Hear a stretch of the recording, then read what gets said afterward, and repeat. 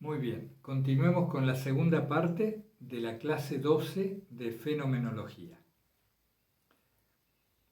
La no reacción es el principio de este trabajo. Es esencial entrenarnos en no reaccionar. No reaccionar nos permite ver con mucha claridad lo que se iba a expresar, cómo iba a ser el automatismo. Y al tomar plena conciencia de estos mecanismos interiores, empezamos a distanciarnos, a generar un espacio que luego nos permite operar, como si fuéramos relojeros que quieren modificar los resortes y los engranajes de un reloj muy complejo que tiene que funcionar con precisión. La no reacción la podemos aplicar en cualquier momento del día y en cualquier ámbito en el cual estemos en ese momento, cualquier ámbito interior o cualquier ámbito exterior, también en cualquiera de los centros de respuesta. Por ejemplo, no reaccionar puede implicar dejar de reprocharle a la persona que vive con nosotros aquello que siempre le criticamos. No reaccionar puede implicar no verbalizar aquellas pequeñas frases y expresiones de fastidio ante cada cosa que no sale como queremos, o dejar de quejarnos. No reaccionar puede ser caminar lento si habitualmente caminamos rápido, o caminar deprisa si habitualmente tenemos una inercia muy grande y un letargo que nos impide caminar. La no reacción por lo general es el opuesto de la conducta más automática. Pero si tuviéramos que elegir a qué campo específico de nuestra vida dedicarnos para aprender a no reaccionar, yo les sugiero el tema de las emociones negativas. Permanentemente se están produciendo en nosotros emociones negativas de diferentes grados, de diferente intensidad. Porque como decíamos en la clase anterior, se nos ha hecho carne el acto ritual. Responder ineficazmente a las situaciones que nos desagradan o que necesitan de una transformación.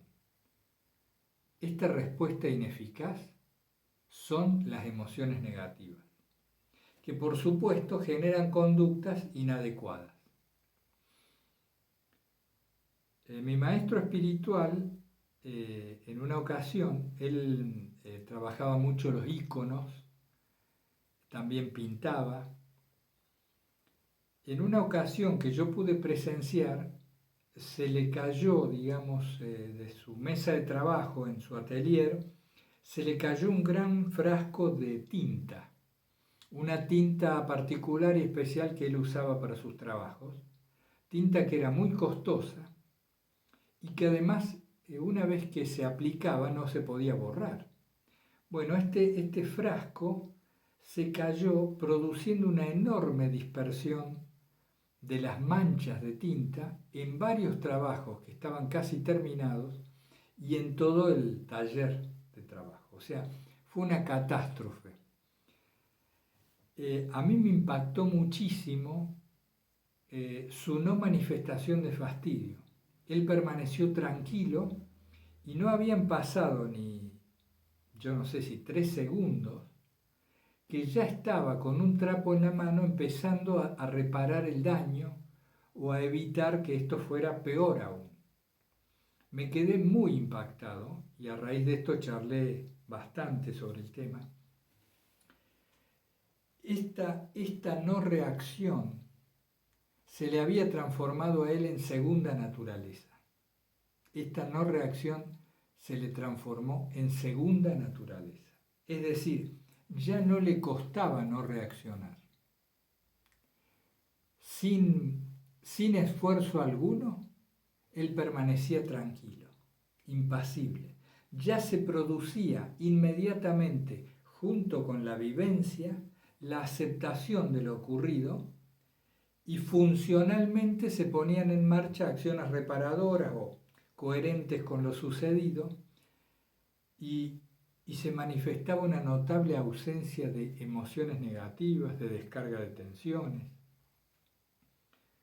Les digo, a mí me impactó y me hizo creer que esto era posible. Y poco a poco, si uno pone en práctica este tipo de enseñanzas, ve el crecimiento en uno de cierto espacio que le permite un mayor margen de libertad respecto de las reacciones. Yo les sugiero, les enfatizo, les recomiendo elegir algún aspecto que a ustedes les parezca bien y empezar a ejercitar el músculo de la no reacción. Como dijimos, es una primera etapa. Si se lo toman en serio, van a ver que se produce, a medida que no reaccionamos, se produce un acrecentamiento de nuestra capacidad de no reacción. Se retroalimenta. Uno empieza a acumular energía y a sentir una mayor carga en la voluntad. Es como si nos sintiéramos más capaces de vencer los automatismos. Pero como todo proceso de entrenamiento, al principio se empieza muy de a poco. No hay que ambicionar demasiado, hay que empezar por cosas simples. Por ejemplo, no reaccionar puede ser lavar los platos después de comer si habitualmente no los lavo. Fíjense bien, estudien cada situación qué sería la no reacción para mí en ese aspecto determinado. Pero elijan también, les sugiero, estar atentos a las emociones negativas. Ver cómo nace la ira y cómo se expresa y lo que logra al expresarse. Descargar esta tensión, criticar al otro para degradarlo y ponerme por encima. Las emociones negativas esconden mucha riqueza de significado y de conocimiento. Si empezamos a ponerle freno en serio, o al menos a tomarnos un espacio de tiempo mínimo entre el hecho y la reacción, van a ver cómo esto crece en nosotros y se nos amplía el grado de libertad, por decirlo de algún modo. ¿Qué más? No reaccionar desde el principio de todo, nos vamos desidentificando de a poco, generando un espacio mayor entre el hecho y la reacción. Yo les voy a sugerir en esta ocasión también otro ejercicio. Es decir, tenemos el de la no reacción de la clase anterior, lo continuamos en esta, con mayor énfasis. Y de todas las no reacciones posibles, si pueden priorizar alguna emoción negativa como punto central del ejercicio, mucho mejor. ¿Qué otro ejercicio les agrego? Les recomiendo muchísimo. A mí me ha sido muy útil y me es muy útil aún hoy. Al final del día tomarse 5 minutos y recorrer mentalmente lo hecho durante el día. Es muy improbable que lo hagamos. Cuesta muchísimo al principio, da mucha pereza, mucha fiaca, como se dice por aquí.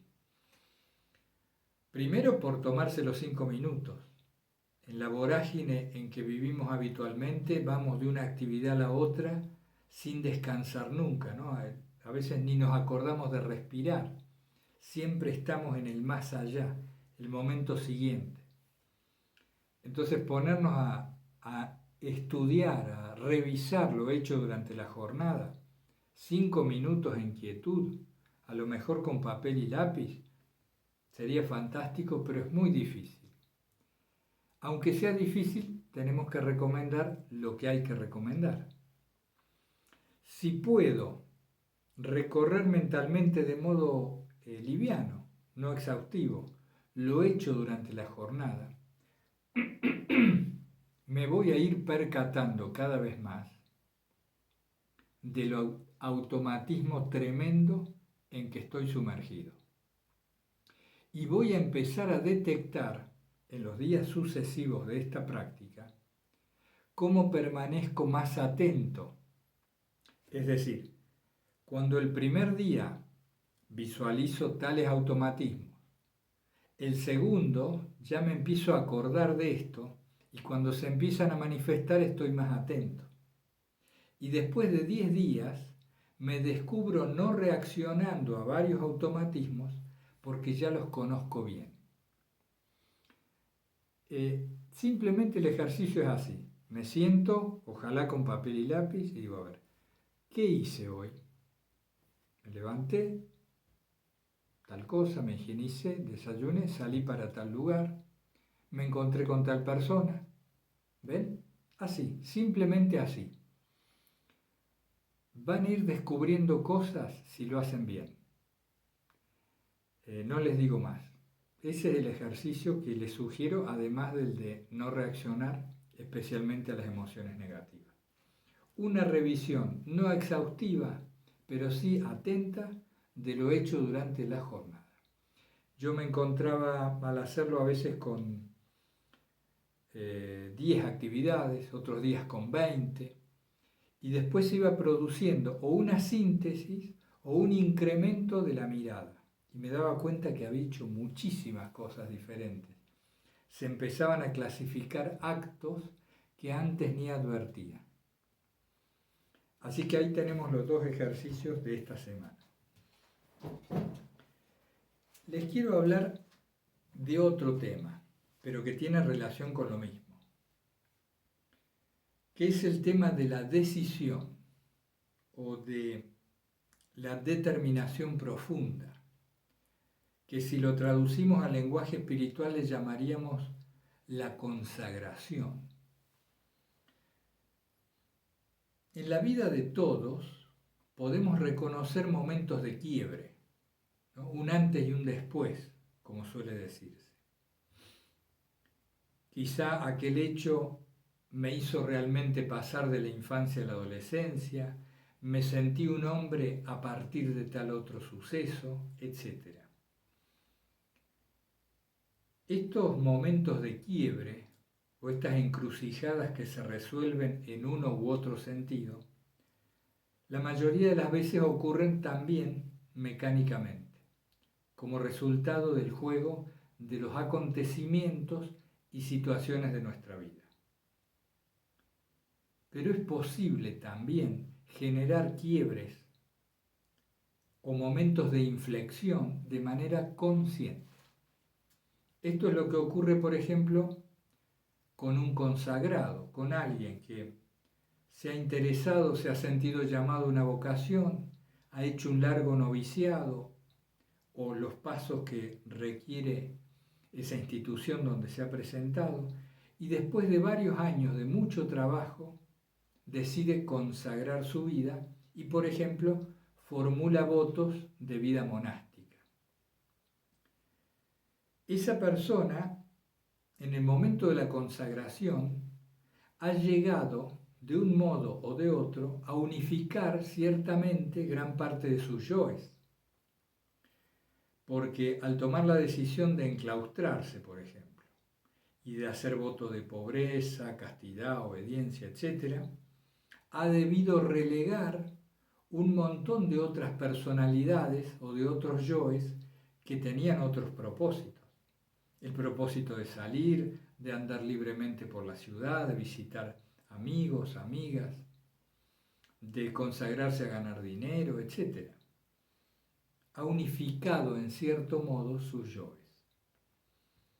Sin entrar en detalles, nosotros necesitamos, para abordar una transformación profunda de nosotros mismos, tomar algún tipo de decisión más profunda que por esa misma acción interior, por ese mismo acto de decidir, nos unifique, aunque sea en parte, algunas de nuestras tendencias. Necesitamos, como si dijéramos, recolectar cargas de varias imágenes para poder centrarnos en algo y decidirnos con cierta firmeza. Para transformarnos necesitamos una energía que por lo general no tenemos. A esa energía la vamos a empezar a recolectar con los ejercicios propuestos de no reacción y de evaluación. Y vamos a recolectar energía en la medida en que nos vamos volviendo coherentes, alineados. Pienso que lo que dice el Evangelio es correcto, es una doctrina adecuada, por ejemplo. Siento que la enseñanza de Jesús me aviva el corazón y le da sentido y significado a mi vida. Y estoy dispuesto a hacerlo con mi mayor esfuerzo y mis mejores luces para ser coherente con ese pensamiento y ese sentimiento. Por ejemplo, ese modo en que les estoy comentando, esa formulación, implica una decisión de coherencia, una búsqueda de la coherencia. Pero muchas veces, como les decía, nos encontramos con una tremenda falta de energía. Entonces seamos pacientes y empecemos a acumular energía como si fuéramos una persona que quiere acumular dinero y es muy amarrete, no quiere gastar un peso. Empecemos a ahorrar energía. La energía se ahorra estando atentos a lo que ocurre y a nosotros mismos, y la energía se ahorra siendo coherentes. ¿Cómo llegar a una decisión, a una consagración, a un propósito? ¿Cómo encontrar en nosotros una férrea determinación? ¿Cómo hacerlo? Debido a los mecanismos que ya conocen de las clases anteriores, a esa descripción de los automatismos, se nos va a hacer un poco más fácil comprender cómo generar en nosotros una decisión profunda. Tenemos que acopiar cargas y elegir un modelo de conducta. Recolectar cargas de las imágenes más entrañables que tenemos en nuestra historia espiritual y elegir o concentrar toda esa carga en un modelo de conducta. Obviamente puede ser Jesús, pero para algunas personas puede ser aquel maestro o profesor que le fue tan querido y que sintetizaba para él todo lo bueno de un ser humano. O puede ser una madre, o un amigo, o hasta un personaje de una película que nos haya parecido admirable y del cual quisiéramos incorporar en nosotros alguna particular virtud. Entonces, necesitamos un modelo de conducta y acopiar cargas. Yo les decía, a partir de imágenes entrañables. Por ejemplo, en el caso de un matrimonio, doy un ejemplo que estuve conversando uno de estos días. Un matrimonio después de varios años se encuentra apagado en su amor, aburridos de la vida que llevan, se quieren pero de un modo tan opaco y desvaído que a veces les parece no sentir nada. Entonces, este matrimonio me contaba que tuvieron todo un trabajo, ¿no?, de psicológico y de acompañamiento espiritual. Entonces me contaban que el primer ejercicio que hicieron fue de empezar a recordar aquello que los unió, los ideales que tenían al principio, los proyectos que se habían planteado, los intangibles, todas aquellas cosas que no eran materiales y que ellos tenían como importantes para su vida en común. Recordaron sus primeros besos, sus acercamientos, también sus charlas. ¿Esto qué es? Esto es acopiar cargas. Esto es acopiar cargas. Se empieza a concentrar la energía nuevamente en una nueva imagen.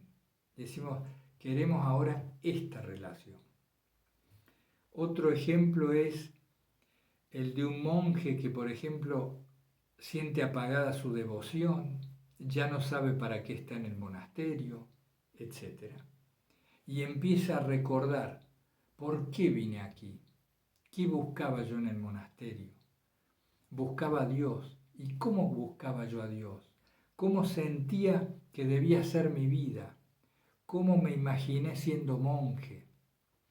¿Cuál era mi mayor ideal? Etcétera, etcétera, etcétera.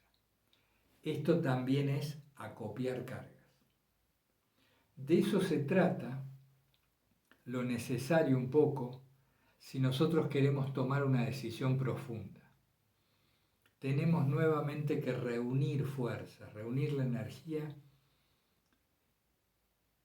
y decir, a esta altura de mi vida, aquí, si bien hay algunos participantes más jóvenes, ninguno es un jovencito, ¿no?, en este curso. Entonces, a esta altura de mi vida, acuérdense lo que decía el Dante, a la mitad de la vida errante me encontré en selva oscura, o frase similar. A esta altura de mi vida, ¿qué he de hacer?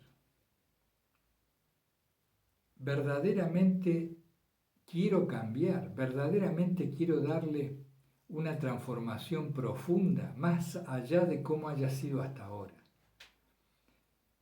Quiero pegar una curva importante, un cambio, una modificación de raíz. Tengo que tomar una decisión. Encontrar en mí la fuerza, el gusto y la profundidad de intención que en cierto modo me haga consagrarme al cambio. Y esto va a ser mucho más fácil después que se produzcan 2 o 3 cambios importantes en nuestra vida, porque ya nos afirmamos en esa nueva fe en nosotros mismos y en la ayuda divina, por supuesto, que nos ha permitido implementar esas modificaciones.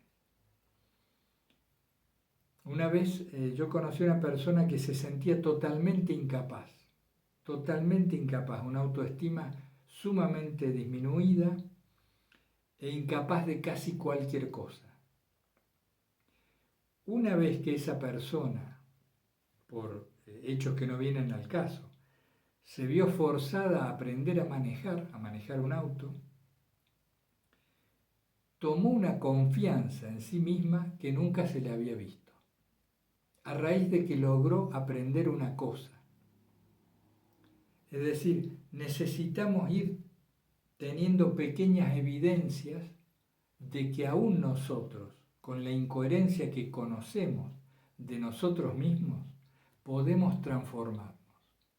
Podemos ir acercándonos al ideal de vida que nuestro corazón nos dice, a la que nuestra vocación nos llama.